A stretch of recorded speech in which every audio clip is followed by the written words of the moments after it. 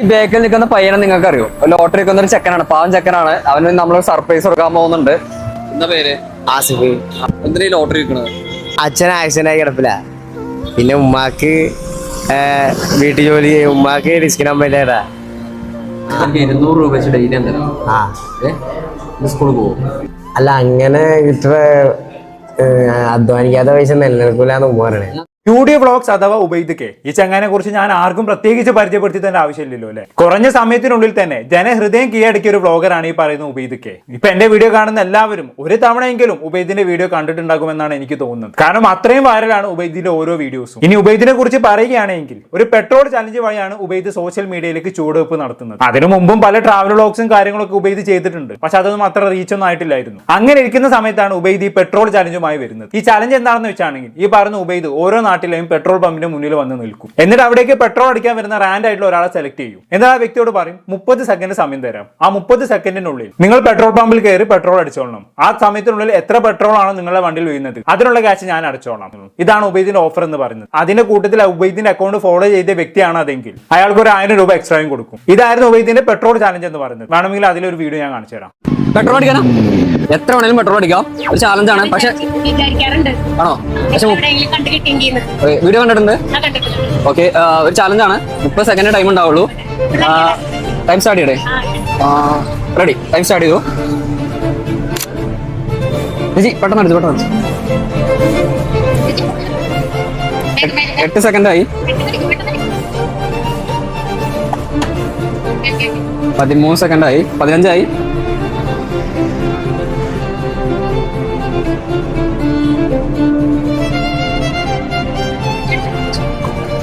Video കണ്ടിട്ടുണ്ട് ആണോ? അടിപൊളി. മതി, ടൈം 892 രൂപ അടിച്ചു. മതി മതി. ചേച്ചി വീണ്ടും അടിച്ച 945 രൂപ അടിച്ചിട്ടുണ്ട്. 945 രൂപ അടിച്ചിട്ടുണ്ടോ? അതെ അതെ. ഇല്ലേ, ഉബൈദ് എന്ന് പറഞ്ഞ അക്കൗണ്ട് ഫോളോ ചെയ്തിട്ടുണ്ടെങ്കിൽ ഒന്നല്ലെങ്കിൽ ഫോളോ ചെയ്തിട്ടുണ്ട്. ഓക്കെ, ഫോൺ എടുത്തിട്ടില്ല. ഈ ഫോണിലാണ് ഷൂട്ട് ചെയ്യണത്. കൺഫേമാ? വിശ്വസിക്കാം? തൃശ്ശൂരിലെ ആളുകളെ വിശ്വസിക്കാൻ പറ്റുമോ? ഓക്കെ. അപ്പൊ ഏതാ വേണ്ടേ? ഫുൾ ടാങ്ക് അല്ലെങ്കിൽ 1000? ഓൾറെഡി ഫുൾ ആയി തോന്നുന്നു അല്ലേ? ശരി, 1000 എടുത്തോ. Thank you. ഇനി അടുത്ത ഏത് പെട്രോൾ പമ്പാന്നുള്ളത് നിങ്ങളൊന്ന് കമന്റ് ചെയ്തേക്ക്. അടുത്ത നിങ്ങളാവാം, എന്തായാലും ചിലപ്പോൾ നിങ്ങളാവാം. ഒന്ന് ഫോളോ ചെയ്തേ ചെയ്യും. ബൈ. ഓക്കെ, ഇവിടുന്നാണ് ഉബൈദ് തുടങ്ങുന്നത്. ആക്ച്വലി കുറച്ച് ക്യാഷ് എറിഞ്ഞ് ഫോളോവേഴ്സിനെ കൂട്ടാനുള്ള ഒരു ടെക്നിക്കാണ് ഇത്. അത് കാണുന്ന ഏതൊരാൾക്ക് മനസ്സിലാവും അല്ലേ? ഇങ്ങനെ ഒരു വീഡിയോ കാണുന്ന ഏതൊരാളും ചിന്തിക്കുന്നത് എന്തായിരിക്കും? ഉബൈദിന്റെ അക്കൗണ്ട് ഫോളോ ചെയ്ത് വെച്ചേക്കാം. ഇനി എങ്ങാനും ഉബൈദ് എന്റെ നാട്ടിലേക്ക് വന്നാണെങ്കിൽ, ഞാൻ പെട്രോൾ പമ്പിലേക്ക് പെട്രോൾ അടിക്കാൻ കയറുന്ന സമയത്ത് ഉബൈദിനെ കണ്ടാണെങ്കിൽ, ഈ ചലഞ്ചിൽ പങ്കെടുക്കാൻ സാധിച്ചു കഴിഞ്ഞാണെങ്കിൽ എനിക്ക് 1000 രൂപ തടഞ്ഞാലോ എന്ന് വിചാരിച്ച് എല്ലാവരും ഉബൈദിനെ ഫോളോ ചെയ്ത് വെക്കും. അതുവഴി ഉബൈദിന് അത്യാവശ്യം നല്ല ഫോളോവേഴ്സിനെയും കിട്ടും. ആക്ച്വലി നല്ലൊരു ബിസിനസ് ട്രിക്ക് ആണ്. എന്തായാലും ഉബൈദിന്റെ ട്രിക്ക് ഭയങ്കര സക്സസ് ആയെന്ന് പറഞ്ഞാൽ മതിയല്ലോ. ഈ ചാലഞ്ച് കാരണം ഉബൈദിന് ഫോളോവേഴ്സ് കുത്തനെ കൂടി. ഉബൈദിന്റെ വീഡിയോകളെല്ലാം നല്ല റീച്ചിലേക്ക് എത്താനും തുടങ്ങി. എന്തായാലും അത്യാവശ്യം നല്ല റീച്ച് എത്തിയതോടെ ഉബൈദ് എന്താക്കി? ഈ പറഞ്ഞ പെട്രോൾ ചാലഞ്ച് അങ്ങ് ഉപേക്ഷിച്ചു. അതിനുശേഷം മറ്റൊരു ചാലഞ്ചുമായി രംഗത്തിറങ്ങാൻ തുടങ്ങി. 500ന്റെ കെട്ടോ അതോ 200ന്റെ കെട്ടോ എന്ന് പറഞ്ഞ ഒരു ചാലഞ്ചാണ്. മൈജിയുടെ സ്പോൺസർഷിപ്പിലാണ് കേട്ടോ ഉബൈദ് ഈ ചാലഞ്ച് നടത്തുന്നത്. ചാലഞ്ച് എന്താണെന്ന് വെച്ചാണെങ്കിൽ ഈ 500ന്റെ കുറച്ച് കെട്ടും 200ന്റെ കുറച്ച് കെട്ടുമായിട്ട് ഉബൈദ് എന്താക്കും? ഒരു നാട്ടിലെ സ്ട്രീറ്റിലേക്ക് ഇറങ്ങും. ആ സ്ട്രീറ്റിൽ ഇഷ്ടംപോലെ ആൾക്കാരെ കാണുമല്ലോ. അതിൽ അത്യാവശ്യം സാധാരണക്കാരനെ അല്ലെങ്കിൽ പാവപ്പെട്ടവൻ എന്ന് തോന്നുന്ന ഒരാൾ ഉബൈദ് റാൻഡ് ആയിട്ട് സെലക്ട് ചെയ്യും. എന്നിട്ട് ആ വ്യക്തി ഉബൈദിന്റെ ഇൻസ്റ്റാഗ്രാം അക്കൗണ്ടും മൈജിയുടെ ഇൻസ്റ്റാഗ്രാം അക്കൗണ്ടും ഫോളോ ചെയ്യുന്നുണ്ടോ എന്ന് നോക്കും. അങ്ങനെ ഫോളോ ചെയ്യുന്നുണ്ടെങ്കിൽ 500 രൂപയുടെ കെട്ട് അയാൾക്ക് ഉബൈദ് എണ്ണാൻ കൊടുക്കും. എന്നിട്ട് 30 സെക്കൻഡ് സമയം കൊടുക്കും. ഈ 30 സെക്കൻഡ് സമയത്തിനുള്ളിൽ എത്ര നോട്ടാണോ അയാൾ എണ്ണി തീരുന്നത് ആ നോട്ട് അയാൾക്ക് എടുക്കാം. ഇതാണ് ചാലഞ്ച്. ഇനി ഇവിടെ മൈജിയുടെ അക്കൗണ്ട് ഫോളോ ചെയ്തിട്ടില്ല, ഉബൈദിന്റെ അക്കൗണ്ട് ഫോളോ ചെയ്തൊരു വ്യക്തിയാണെങ്കിൽ 200 നോട്ട് എണ്ണാൻ കൊടുക്കും. 30 സെക്കൻഡിനുള്ളിൽ എത്ര 200 നോട്ടാണ് എണ്ണി തീരുന്നത് ആ നോട്ട് ആ വ്യക്തിക്ക് എടുക്കാം. ഇതാണ് ചാലഞ്ച് എന്ന് പറയുന്നത്. നമ്മൾ തൊട്ടു മുമ്പ് പറഞ്ഞ പെട്രോൾ ചാലഞ്ചിനേക്കാളും ഈ ചാലഞ്ച് ഭയങ്കര പോപ്പുലർ ആയി മാറി എന്ന് പറഞ്ഞാൽ മതിയല്ലോ. അതിനുള്ള കാരണത്തിലേക്ക് നമുക്ക് വരാം. അതിനു മുമ്പ് ഇതുമായി ബന്ധപ്പെട്ടുള്ള ഒരു വീഡിയോ നമുക്ക് കണ്ടോക്കാം. 500ന്റെ കട്ടോ 200ന്റെ കട്ടോ എത്ര വേണമെങ്കിലും എണ്ണ എടുക്കാം. ഒരു ചലഞ്ചാണ്. പക്ഷെ 30 സെക്കൻഡ് ടൈം ഉണ്ടാവുള്ളൂ. ഒരെണ്ണം വെച്ച് എണ്ണ എടുക്കാൻ പറ്റുള്ളൂ. 500ന്റെ കട്ടാണെങ്കിൽ ഇൻസ്റ്റന്റ് ഉബൈദ് എന്ന അക്കൗണ്ടും മൈജി ഡിജിറ്റൽ എന്ന അക്കൗണ്ട് ഫോളോ ചെയ്തിരിക്കണം. ഏതെങ്കിലും ഒരു അക്കൗണ്ട് ഫോളോ ചെയ്തിരിക്കണം. 200 രൂപ എടുത്താണ്. ചെയ്തിട്ടുണ്ടോ? ഉറപ്പാണോ? മനസ്സിലായില്ല. ആണോ? ഉബൈദ് ഫോളോ ചെയ്തിട്ടുണ്ട്, മൈജി ഫോളോ ചെയ്തിട്ടുണ്ട്. 500 എണ്ണം. Okay, ready.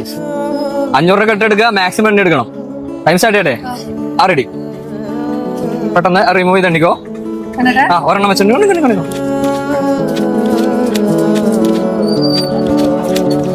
10 സെക്കൻഡായി.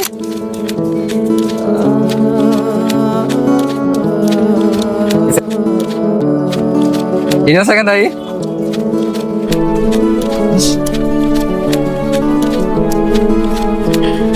പെട്ടെന്നായിക്കോട്ടെ. ആ ടൈം എത്ര എണ്ണി? 73 എണ്ണം ഡയറക്റ്റ് 73 എണ്ണയുണ്ട്. ആദ്യമായിട്ടാണ് ഇങ്ങനെ ഒരു അനുഭവം വന്നിട്ട് ഇത്. എന്ത് ചെയ്യുന്ന ചേച്ചി? ഞാന് കച്ചവടമായിട്ട് ഇങ്ങനെ നടക്കാണ്. ഭർത്താവും പപ്പടൊക്കെ ആയിട്ട് ഇങ്ങനെ വിറ്റോണ്ട് നടക്കുകയാണ്. ഇങ്ങനെ ഇങ്ങനെ ആദ്യമായിട്ട് ഈ ഓർമ്മല്ല ഇങ്ങനെ കാണുമെന്ന് ഞാൻ പ്രതീക്ഷിച്ചില്ല ഒരിക്കലും. അത് വല്ലാത്തൊരു എന്താ പറയാ ഭയങ്കര ഒരു വിഷമം പോലെ ഇങ്ങനെ കിട്ടുമെന്ന് ഒരിക്കലും ഞാൻ പ്രതീക്ഷിച്ചില്ല. ഇപ്പൊ കണ്ടപ്പോ ഞാൻ ഇങ്ങനെ ഫോളോ ചെയ്ത് വെച്ചതായിരുന്നു. എനിക്ക് മനസ്സിലായി നിങ്ങളെ പെട്ടെന്ന്. കുഴപ്പമില്ല. 36,500 രൂപ കിട്ടിയിട്ടുണ്ട് ചേച്ചിക്ക്. ആ ചേച്ചി എടുത്തോ, എന്റെ പൈസ ചേച്ചിക്കാ. ഓക്കെ, ബാക്കി എനിക്ക് തന്നേക്ക്. ബാക്കി ഞാൻ കൊണ്ടുപോട്ടെ. ഓക്കെ, ഒരു സംഭവം കൂടി ഉണ്ട് കേട്ടോ. 2 അക്കൗണ്ട് ഫോളോ ചെയ്തോണ്ട് കൂടി ഉണ്ട്. 4 മക്കളുണ്ട് വീട്ടില് നോക്കാൻ. ഭർത്താവില്ല, ഭർത്താവ് മരിച്ച്. ഇപ്പൊ വീട്ടിൽ ഞാനും അമ്മയും മാത്രമേ ഉള്ളൂ. ഇത് വിറ്റിട്ട് വേണം എനിക്ക് മക്കളെ നോക്കാനൊക്കെ. ഹാപ്പി ആയിട്ടിരിക്കാം. അടുത്ത പ്രാവശ്യം 100 എണ്ണം എടുക്കണ്ട നമുക്ക്. ഓക്കെ, ശരി. എത്ര ക്യാഷ് നിങ്ങൾക്ക് എണ്ണാൻ പറ്റും അത്ര ക്യാഷ് നിങ്ങൾക്കും കൊണ്ടാകാം. 2 അക്കൗണ്ട് ഫോളോ ചെയ്തേക്ക്. പ്രാക്ടീസ് മുടക്കണ്ട കേട്ടോ. അടുത്ത ചിലപ്പോ നിങ്ങളാവാം. പക്ഷേ ഇതൊന്നും ഞാൻ 3 എണ്ണം എടുക്കാം കേട്ടോ. 200 രൂപ. ശരി ചേച്ചി. ഓക്കെ, ഉബൈദിന് ഈ ചലഞ്ച് വൻ പോപ്പുലർ ആയി മാറി എന്ന് പറഞ്ഞാൽ മതിയല്ലോ. അതിനുള്ള പ്രധാന കാരണം ഞാൻ തൊട്ട് മുമ്പ് പറഞ്ഞു തന്നെ. അത്യാവശ്യം സാധാരണക്കാരെ അതല്ലെങ്കിൽ പാവപ്പെട്ട ആളുകളെയാണ് ഉബൈദ് ഈ ചലഞ്ചിനായി ചൂസ് ചെയ്യുന്നത്. നമ്മൾ ആദ്യം പറഞ്ഞ പെട്രോൾ ചലഞ്ചിൽ റാൻഡ് ആയിട്ടുള്ള ഒരാളാണ് ഉബൈദ് സെലക്ട് ചെയ്തുകൊണ്ടിരുന്നത്. പക്ഷേ ഈ പറയുന്ന നോട്ട് എന്ന ചലഞ്ചിൽ കുറച്ചുകൂടി ഫിൽട്ടർ ചെയ്ത് കുറച്ചുകൂടി പാവപ്പെട്ടവർ ഉബൈദ് സെലക്ട് ചെയ്യാൻ തുടങ്ങി. അതോടെ ഉബൈദ് ചലഞ്ചിനായി ചെലവാക്കുന്ന പണം കൂടുതൽ അർഹതപ്പെട്ടവരിലേക്ക് എത്തുന്നു എന്നൊരു തോന്നൽ വ്യൂവേഴ്സിന് ഉണ്ടാവാൻ തുടങ്ങി. അങ്ങനെയാണ് ഈ ചലഞ്ച് വൻ പോപ്പുലർ ആയി മാറുന്നത്. പിന്നെ ഈ ചലഞ്ച് തുടങ്ങുന്ന സമയത്ത് ഉബൈദ് 500 നോട്ടും 200 നോട്ടും വെച്ചല്ലായിരുന്നു കേട്ടോ തുടങ്ങിയത്. ആദ്യം 50 100 നോട്ടും വെച്ചാണ് തുടങ്ങിയത്. ഈ അടുത്താണ് 500ലേക്കും 200ലേക്കും അപ്ഗ്രേഡ് ചെയ്തത്. എന്നിരുന്നാലും ഈ നോട്ടെണ്ണൽ ചാലഞ്ചിലൂടെ ഉബൈദ് പൊതുജനങ്ങൾക്കിടയിൽ ഒരു താരമായി മാറുന്നു പറഞ്ഞാൽ മതിയല്ലോ. ഇത് മാത്രമല്ല കേട്ടോ, ഈ ചാലഞ്ചുകൾക്കെല്ലാം ഇടയിൽ ഉബൈദ് പാവപ്പെട്ടവരെ സഹായിക്കുന്ന ചില വീഡിയോകളും അപ്ലോഡ് ചെയ്യാറുണ്ട്. ഞാൻ അതെല്ലാം കൂടി എടുത്ത് കാണിച്ച വീഡിയോ വരച്ച് നീട്ടുന്നില്ല. എന്നിരുന്നാലും ഇങ്ങനെയൊക്കെ ഉബൈദ് ചാലഞ്ച് നടത്തിയും പാവങ്ങളെ സഹായിച്ചും മുന്നോട്ട് പോകുന്നതിന്റെ ഇടക്കാണ് ഏകദേശം കുറച്ച് ആഴ്ചകൾക്ക് മുമ്പ് ഉബൈദ് തന്റെ അക്കൗണ്ടിൽ ഒരു വീഡിയോ അപ്ലോഡ് ചെയ്യുന്നത്. ആ വീഡിയോ ആണ് ഇന്നത്തെ നമ്മുടെ കണ്ടന്റ് എന്ന് പറയുന്നത്. പിന്നെ ഇതുവരെ കണ്ട എല്ലാവരും ഇനി അങ്ങോട്ടുള്ള ഭാഗവും സ്കിപ്പ് ചെയ്ത് കാണണമെന്നാണ് എനിക്ക് പറയാനുള്ളത്. അപ്പൊ എന്തായാലും നമുക്ക് ആ വീഡിയോ കണ്ടു നോക്കാം. ഈ ബേക്കിൽ നിൽക്കുന്ന പയ്യനെ നിങ്ങൾക്ക് അറിയോ? ലോട്ടറി നിൽക്കുന്ന ഒരു ചെക്കനാണ്, പാവം ചെക്കനാണ്. അവന് നമ്മൾ സർപ്രൈസ് കൊടുക്കാൻ പോകുന്നുണ്ട്. എന്താ പേര്? ആസിഫ്. എന്തിനാ ലോട്ടറി വിൽക്കുന്നത്? അച്ഛൻ ആക്സിഡന്റ് ആയി കിടപ്പില്ല. പിന്നെ ഉമ്മാക്ക് വീട്ടു ജോലി, ഉമ്മാക്ക് ഡിസ്ക് നമ്പർ. എനിക്ക് 13. 13? ഇവനോ? കണ്ടാ തോന്നൂല കേട്ടോ. എനിക്ക് വിശ്വസിക്കാൻ പ്രയാസമാണ് ഇവന് 13 വയസ്സാണെന്നുള്ളത്. എങ്ങനെ നോക്കിയാലും ഇവനൊരു 17-18 വയസ്സ് കാണും. ഇനിയിപ്പോ ഇപ്പോഴത്തെ പിള്ളേരെ കാര്യമാണ് ആർക്കറിയാം. എന്തായാലും ഇവൻ പറഞ്ഞ ശരിയാണെങ്കിൽ ഇവന് ആളൊരു മൈനർ ആണെന്ന് അർത്ഥം. ഈ പ്രായത്തിൽ തന്നെയാണ് ഇവന് ലോട്ടറി വിൽക്കാൻ ഇറങ്ങിയത് അല്ലേ? ഈ 13 വയസ്സിൽ തന്നെ പഠനം ഉപയോഗിച്ച് ലോട്ടറി വിൽക്കാൻ ഇറങ്ങാന്നൊക്കെ പറഞ്ഞാൽ അത് വല്ലാത്തൊരു ഗതികെട്ട അവസ്ഥ തന്നെയാണ്. എന്തായാലും ബാക്കി കൂടി കണ്ടോക്കാം. സ്കൂളിൽ പോകാൻ പറ്റൂല, സാഹചര്യം. ലോട്ടറി ഉണ്ട് നിന്റെ കയ്യില്? കൗണ്ട് ചെയ്യണം. 19, 20, 21. എന്റെ കയ്യിൽ നിന്നേ ഞാൻ 10 ലോട്ടറി എടുക്കാം. പക്ഷെ നീ എനിക്കൊരു ഹെൽപ്പ് ചെയ്യണം. നിന്നെ പോലത്തെ ഒരു അനിയൻ എനിക്കുണ്ട്. നീ എന്റെ കൂടെ വരണം. അവന്റെ അളവിന് വേണ്ടിട്ട് ഡ്രസ്സ് എടുക്കാൻ വേണ്ടിട്ടാണ്. ഡ്രസ്സ് എടുത്തിട്ട് നീ പൊക്കോ. നിന്റെ കയ്യിൽ 10 ലോട്ടറി വാങ്ങിച്ചോളാം. ഓക്കെ ആണോ? വരാൻ പറ്റുമോ? ഫുഡ് കഴിച്ചാ നീ? ആദ്യം ഫുഡ് കഴിക്കാം അല്ലേ? ഡെയിലി 100 ലോട്ടറി ബാലൻസ് ഇതുപോലെ 100 രൂപ. 100 എണ്ണം വിറ്റാൽ 100 റുപ്യ. കണക്കുകളൊക്കെ അങ്ങോട്ട് ശരിയാവുന്നില്ലല്ലോ ദാമോദര. 100 ലോട്ടറി വിറ്റാൽ 100 രൂപ കിട്ടണമെന്നുണ്ടെങ്കിൽ ഒരു ലോട്ടറി വിറ്റാൽ അവന്റെ കമ്മീഷൻ എന്ന് പറയുന്നത് 1 റുപ്യാണ് അല്ലേ? അത് ഇമ്പോസിബിൾ ആണ്. ഒരു ലോട്ടറി ഏജന്റിനെ സംബന്ധിച്ചിടത്തോളം ഒരു ലോട്ടറി വിറ്റ് കഴിഞ്ഞാണെങ്കിൽ മിനിമം 5 റുപ്യെങ്കിലും കിട്ടും. അങ്ങനെ നോക്കുമ്പോൾ 100 ലോട്ടറി വിറ്റ് കഴിഞ്ഞാണെങ്കിൽ മിനിമം എങ്ങനെയായാലും 500 റുപ്യ കിട്ടും. അല്ലെങ്കിൽ നിങ്ങളൊന്ന് ആലോചിച്ച് നോക്കി, ഈ രാവിലെ തൊട്ട് രാത്രി വരെ ലോട്ടറി വിറ്റിട്ട് ആക്കി കിട്ടുന്ന 100 റുപ്യ. ഈ 100 റുപ്യ കിട്ടാൻ വേണ്ടിയിട്ടാണോ ഇനി വെയിലും കൊണ്ട് നടക്കുന്നത്? ഇന്ന് നമ്മുടെ നാട്ടിൽ ഒരു ടെക്സ്റ്റൈൽ കടയിൽ നിന്നാൽ കിട്ടും 500 റുപ്യയുടെ മുകളിൽ ഡെയിലി. ഒന്ന് വേണ്ട, ഒരു പായസക്കടയിലോ ജ്യൂസ് കടയിലോ നിന്നാൽ വരെ 400 റുപ്യ ഡെയിലി കിട്ടും. അങ്ങനെയല്ല ഈ കാലത്ത് 100 റുപ്യ കിട്ടാൻ വേണ്ടി ഇവൻ രാപ്പകലില്ലാണ്ട് അധ്വാനിക്കുന്നു എന്നൊക്കെ പറഞ്ഞു കഴിഞ്ഞാണെങ്കിൽ വിശ്വസിക്കാൻ ഇച്ചിരി പ്രയാസമാണ്. പിന്നെ ഞാൻ അറിഞ്ഞിടത്തോളം ഒരു ലോട്ടറി ഏജന്റിനെ സംബന്ധിച്ചിടത്തോളം ഒരു ലോട്ടറി വിറ്റ് കഴിഞ്ഞാണെങ്കിൽ എങ്ങനെയായാലും 5 തൊട്ട് 7 റുപ്യ വരെ കിട്ടും. എനിക്ക് തോന്നുന്നത് ഇവനത് ചുമ്മാ സാധാരണ കിട്ടാൻ വേണ്ടി പറയുന്നതാണെന്നുള്ളതാണ്. എന്തായാലും ബാക്കി കൂടി കണ്ടോക്കാം. 100 രൂപ ഒറ്റ ചോദ്യം. ഡെയിലി 100 രൂപ അല്ലേ നീ കച്ചവടം ചെയ്യുന്നത്? 200 രൂപ വെച്ച് ഡെയിലി എന്തായാലും സ്കൂളിൽ പോകും. അല്ല, അങ്ങനെ ഇത്ര അധ്വാനിക്കാത്ത പൈസ നിലനിൽക്കൂലെന്ന് പറയണേ. അതെ, അധ്വാനിക്കാത്ത പൈസ ഒന്നും നമുക്ക് വേണ്ട. നമ്മൾ അധ്വാനിച്ചിട്ട് 100 റുപ്യെങ്കിൽ 100 റുപ്യ ഉണ്ടാക്കത്തുള്ളൂ അല്ലേ? നല്ലൊരു ചിന്താഗതിയാണത്. പക്ഷെ ഇങ്ങനെയൊക്കെ ആണെങ്കിൽ കൂടി ഇവൻ ഞാൻ സ്കൂളിൽ പോകാമെന്നൊന്നും പറയുന്നില്ല. ഇവന്റെ ഈ സംസാരത്തിൽ നിന്ന് മനസ്സിലാക്കാൻ പറ്റും ഇവന് സ്കൂളിൽ പോകാനും പഠിക്കാനൊന്നും വലിയ താല്പര്യമില്ല എന്നുള്ളത് അല്ലേ? ബാക്കി കൂടി കണ്ടോക്കെ എന്തായാലും. ഇല്ല, നമ്മ പണിയൊക്കെ ഉണ്ടാക്കണത് നിലനിൽക്കുള്ളൂ. അതാണ് അവൻ അങ്ങനെ ഒരു മൈൻഡ് സെറ്റ് ഉള്ള ഒരുത്തനാണ്. വിദ്യാഭ്യാസം നേടിയില്ലെങ്കിലും വേണ്ടില്ല, ഇവൻ എങ്ങനെയൊരു പണിയെടുത്ത് ജീവിച്ചാൽ മതി, അങ്ങനെയാണ് ഇവന് ചിന്തിക്കുന്നത്. ഇങ്ങനെയുള്ള ആൾക്കാർ എന്തുകൊണ്ടും സ്കൂളിൽ കൊണ്ടുപോയി ആക്കാത്തതാണ് നല്ലത്. കാരണം ഇങ്ങനെയുള്ള ആൾക്കാർക്ക് സ്കൂൾ കൊണ്ടാക്കി കഴിഞ്ഞാണെങ്കിൽ രണ്ടാം നാൾ ഇവർ സ്കൂളിലെ മതിലെടുത്ത് ചാടും. ഇതേ പണിക്ക് തന്നെ ഇവർ വീണ്ടും ഇറക്കും. അതോടെ ഇവർക്ക് വേണ്ടി കഷ്ടപ്പെട്ട് പണിയെടുത്തൊക്കെ വെറുതെ ആവും. അല്ല, ഇങ്ങനെയുള്ള കുറെ ആൾക്കാരെ കണ്ടതുകൊണ്ട് പറഞ്ഞതാണ്. ബാക്കി കണ്ടോക്ക് എന്തായാലും. 4 മണിയായിട്ട് ഫുഡ് കഴിച്ചിട്ടുണ്ട്. 2 ജോഡി ഡ്രസ്സ് എടുത്തുകൊണ്ടോ. അവൻക്കാന്ന് അവനക്കറിയില്ല. എവിടെ അവനെവിടാ? ആശിഫേ ഇതിട്ട് നോക്കുക, ഇട്ട് നോക്കിയാ മതി. അവൻ കണ്ടിട്ടല്ലേ? ആർക്ക് ബ്രദറല്ലേ? ഭാഗ്യവാനാന്ന് മനസ്സിലായി. ആര് ബ്രദറല്ലോ. എന്താ ചോദിക്കാണ്ട് ഇത്രയും ഡ്രസ് കിട്ടും. Wow, what a lucky person in the world. എനിക്കാണോ ഡ്രസ്സാണോ? വേണ്ട, എടുക്കണ്ട, എനിക്ക് എടുക്കണ്ടേ?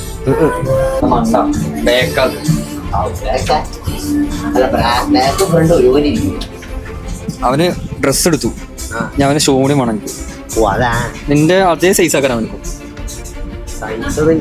ചെരുപ്പിന്റെ വള്ളിയൊക്കെ പൊട്ടിക്കുന്നല്ലോ. അവനൊരു ഷൂ വാങ്ങിക്കാം, നിനക്കൊരു ചെരുപ്പും വാങ്ങിക്കാം. നിനക്കൊരു ചെരുപ്പ് വാങ്ങി തരാം. ഓക്കെ, ഇത് നിനക്ക് വാങ്ങിച്ചാട്ടോ.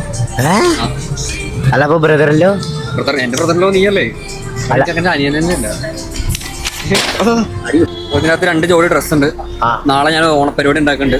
ഞാൻ എന്നും ഓണം ഒറ്റയ്ക്കിരുന്നു ആഘോഷിക്കാറ്. ഇപ്രാവശ്യം കുറച്ച് പേരോടെയാണ് ആഘോഷിക്കുന്നത്. വീഡിയോ നിങ്ങൾക്ക് നാളെ കാണാൻ പറ്റും. നീയും വരണം. വലിയ സന്തോഷമുണ്ട്. ഇത്രയും കിട്ടുമെന്നൊന്നും പ്രതീക്ഷിച്ചില്ല. പൊട്ടന് ലോട്ടറി അടിച്ച പോലെ ഉണ്ട്. ലോട്ടറി ഞാൻ എത്ര 10 കൂടി ബാക്കിയുണ്ട്, അതുകൂടി ഞാൻ എടുക്കാം. 1050 എണ്ണം, അതിൽ 850 രൂപ മതി. ഇതിനകത്ത് 1000 രൂപ ഉണ്ട്.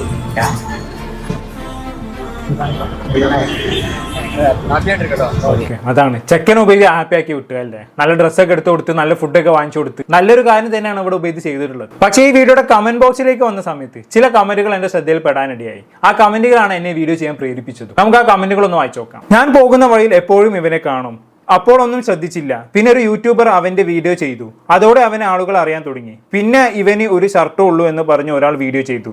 അത് കണ്ടപ്പോൾ ഞാൻ 2 ഷർട്ട് മുഹറം 10 ഞാൻ മേടിച്ചു പോയി കൊടുത്തു.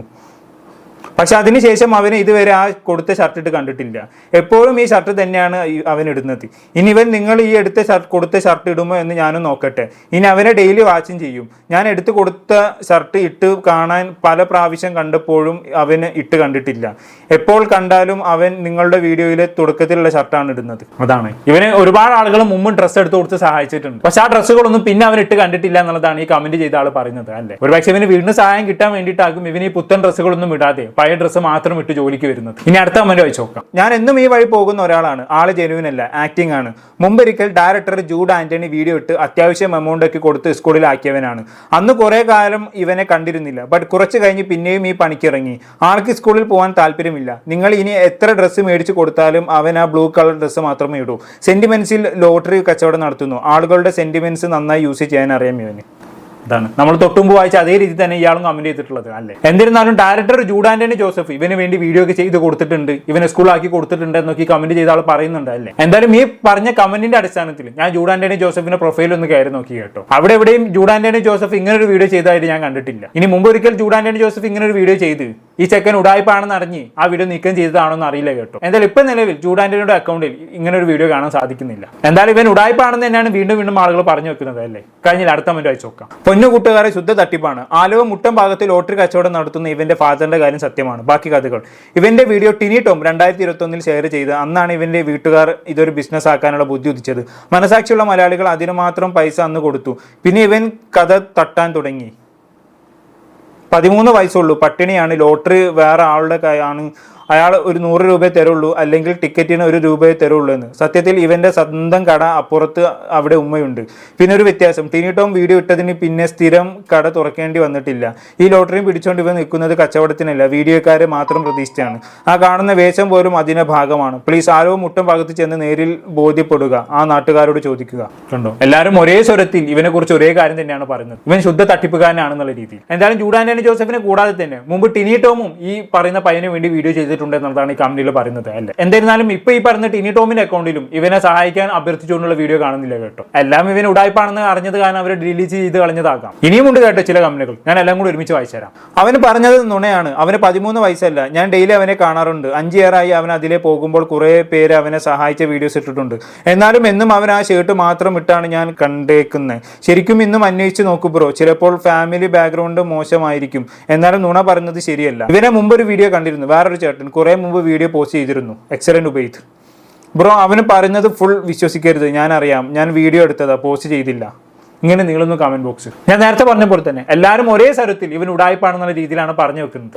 ഇതൊക്കെ നമ്മുടെ സമൂഹത്തിൽ നടക്കുന്ന സംഗതികളാണ്. ജനങ്ങളുടെ മുന്നിൽ പാവത്താനെ പോലെ നിന്ന് സാധാപ മുതലെടുത്ത് ബിസിനസ് ചെയ്യുന്ന എത്രയോ ആളുകൾ നമ്മുടെ നാട്ടിലുണ്ട്. അതിന് ഉത്തമ ഉദാഹരണമാണ് നമ്മുടെ നാട്ടിലെ പിച്ചക്കാരി. ഈ അടുത്ത കാലത്ത് ഏതൊരു പിച്ചക്കാരൻ മരിച്ച സമയത്ത് അയാളുടെ ബാങ്ക് അക്കൗണ്ട് പരിശോധിച്ചപ്പോൾ പോലീസുകാർ എന്നെ ഞെട്ടിപ്പോയി. അയാളുടെ അക്കൗണ്ടിൽ ഉണ്ടായത് 4 ലക്ഷത്തോളം രൂപയാണ്. ഇതെല്ലാം ജനങ്ങളുടെ സെന്റിമെന്റ്സ് മുതലെടുത്ത് അയാൾ ഉണ്ടാക്കിയ പണമാണല്ലോ. ഇത്തരത്തിൽ ഒരുപാട് ആളുകൾ നമ്മുടെ സമൂഹത്തിലുണ്ട്. എന്നിരുന്നാലും ഇത്രയും ആളുകൾ ഒരേ സ്വരത്തിൽ ഇവനെ കുറിച്ച് ഇങ്ങനെയൊക്കെ പറഞ്ഞ സ്ഥിതിക്ക് ഈ ചെക്കൻ്റെ നാട്ടിലുള്ള ആരെങ്കിലും എന്റെ വീഡിയോ കാണുന്നുണ്ടെങ്കിൽ, അതല്ലെങ്കിൽ ഇവൻ ലോട്ടറി വിൽക്കുന്ന സ്ഥലത്തുള്ള ആരെങ്കിലും എന്റെ വീഡിയോ കാണുന്നുണ്ടെങ്കിൽ വേണ്ട അന്വേഷണങ്ങൾ നടത്തി ഈ കമന്റുകളിൽ പറയുന്ന കാര്യങ്ങൾ സത്യമാണെങ്കിൽ അതിനനുസരിച്ചുള്ള നടപടികൾ സ്വീകരിക്കണമെന്നാണ് എനിക്ക് പറയാനുള്ളത്. ഒന്നുകിൽ ഈ കാര്യം പോലീസിൽ വിവരം അറിയിക്കുക, അതല്ലെങ്കിൽ ഇവൻ എക്സ്പോസ് ചെയ്യുക. ഒരിക്കലും ഈ പറയുന്ന കാര്യങ്ങളെല്ലാം സത്യമാണെങ്കിൽ ഇങ്ങനെ ജനങ്ങളെ സെന്റിമെന്റ്സ് മുതലെടുത്ത് ബിസിനസ് ചെയ്യുന്ന ആൾക്കാരെ വളരാൻ അനുവദിച്ചുകൂടാ. എന്താണ് നിങ്ങൾക്ക് തോന്നുന്നത്? കമന്റ് ബോക്സിൽ രേഖപ്പെടുത്തുമല്ലോ. പുറത്തൊരു ടോപ്പിക് വീണ്ടും കാണാം.